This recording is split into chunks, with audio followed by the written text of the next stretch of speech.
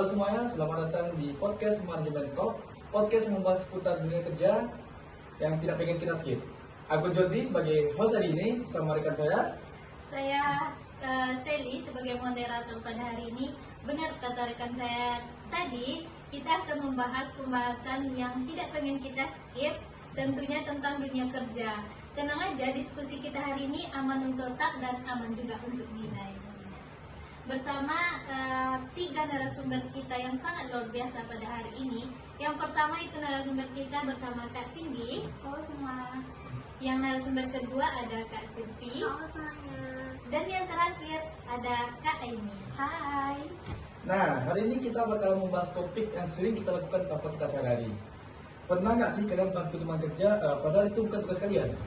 Atau kita udah bekerja profesional walaupun kita itu udah capek, udah mood kita itu udah tidak baik, atau deadline yang bersamaan. Kalau iya, berarti kalian sudah melakukan organizational citizenship behavior atau OCB itu sendiri. Oke, kita masuk ke pembahasan kita pada hari ini, yaitu tentang OCB. Kita mau bertanya sama narasumber kita yang sangat luar biasa. Narasumber pertama yaitu Kak Cindy. Nah, menurut kakak apa sih Kak itu OCB? Nah, menurut saya itu OCB itu perilaku sukarela karyawan yang tidak terus di job desk, tapi sangat membantu organisasi berjalan lebih efektif. Berarti ini kerja apa di sini? Iya, tapi bukan kerja paksa gitu. Konsep ini dikenal oleh Dennis Organ pada tahun 1988. Intinya OCB itu perilaku yang dilakukan karena kesadaran, bukan karena takut dimarahin atasan gitu. Nah, menurut kakak nih, jika suatu organisasi itu bekerja sesuai job desk-nya aja, apa yang terjadi pada organisasi? Organisasi itu tetap berjalan, tapi kaku kayak robot, semua nunggu perintah tapi nggak ada inisiatifnya gitu. Yang biasa kalimat itu seperti itu kan bukan kata saya. Nah, betul sekali karena kata rekan saya tadi, kalimat yang sakti tetapi bikin suasana langsung dingin gitu ya. Oke, selanjutnya nih Kak, OCB itu kan punya beberapa dimensi ya Kak. Bisa nggak Kak Cindy berikan informasi kepada kami semua di sini, apa saja sih dimensi dari OCB itu? Bisa. Di sini tuh yang saya tahu OCB itu ada 5 dimensi utamanya. Yang pertama tuh ada choose me, yaitu membantu rekan kerja tanpa diminta.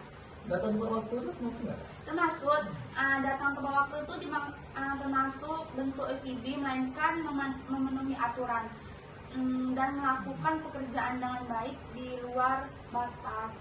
OCB itu kelihatan sepele, tapi kalau hilang baru kayak terasa gitu dampaknya. Nah, yang ketiga itu ada sportivitas, yaitu tidak mudah mengeluh dan tidak membuat masalah. Jadi berarti kita nggak boleh protes gitu ya Kak? Boleh, tapi jangan tiap 5 menit ngeluh.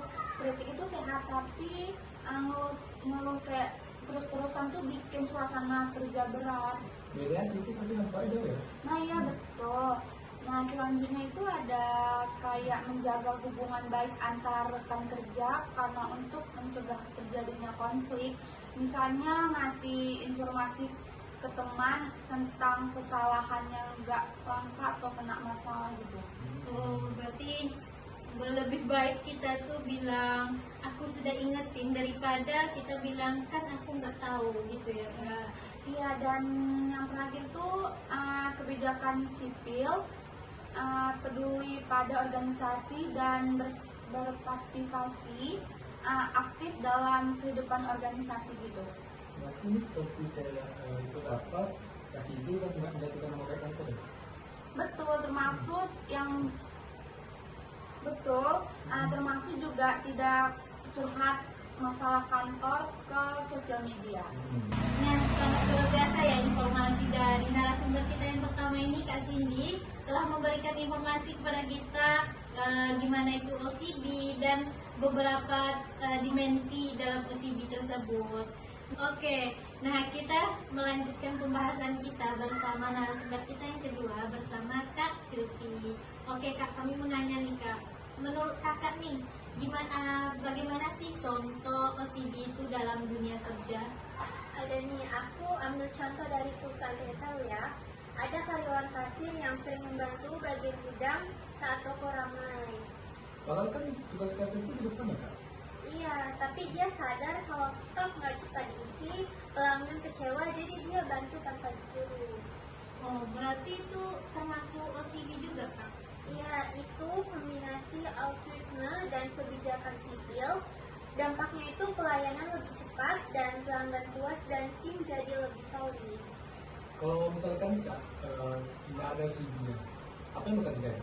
Biasanya itu akan muncul terjadinya konflik, kerja tim lemah, dan kinerjanya menurun. Oke, begitu bermanfaat juga ya yang disampaikan oleh narasumber kita yang kedua ini, oleh Kak Silvi, di mana contoh OCB itu dalam dunia kerja. Nah, yang terakhir kita bersama narasumber yang sangat luar biasa juga, yaitu Kak Aini. Nah, menurut kakak, kami juga mau nanya, seberapa penting sih menurut kakak OCB itu? Nah, OCB itu penting banget karena OCB itu punya pengaruh yang besar ke kinerja organisasi. Kalau karyawannya saling membantu, komunikasinya lancar, terus juga punya rasa tanggung jawab yang tinggi, jadinya kerjaan itu lebih cepat selesai, lebih efisien, dan konflik juga lebih terminimalisir. Menurut kakak nih, dari semua itu, apakah OCB itu selalu positif atau gimana? Sebenarnya secara konsep OCB itu positif, tapi jangan sampai salah kaprah.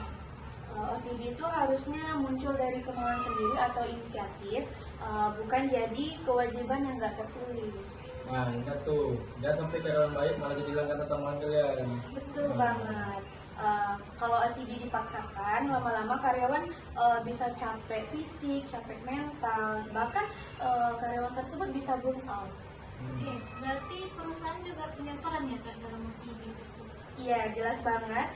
Lingkungan kerja yang nyaman, aman, terus pimpinan yang suportif, karyawan tidak toksik, terus adanya apresiasi, itu sangat berpengaruh kepada OCB. Jadi OCB itu akan muncul secara alami.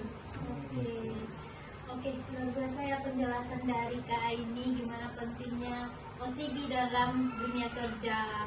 Nah, selanjutnya saya kembalikan kepada rekan saya, Jordi sebagai host. Oke, terima kasih sudah mendengarkan acara podcast pada hari ini. Semoga pembahasan ini bermanfaat bagi kita semua dan bisa diterapkan di dunia kerja. Dan kami juga mengucapkan terima kasih kepada 3 narasumber yang sangat luar biasa yang telah hadir dan meluangkan waktunya untuk datang ke acara podcast Manajemen Talk ini. Dan semoga setelah ini kalau ada teman kita yang butuh bantuan, kita tidak bilang capek, tetapi kita bilang itu OCB. Sampai jumpa di episode berikutnya. See you next time. Bye. Bye.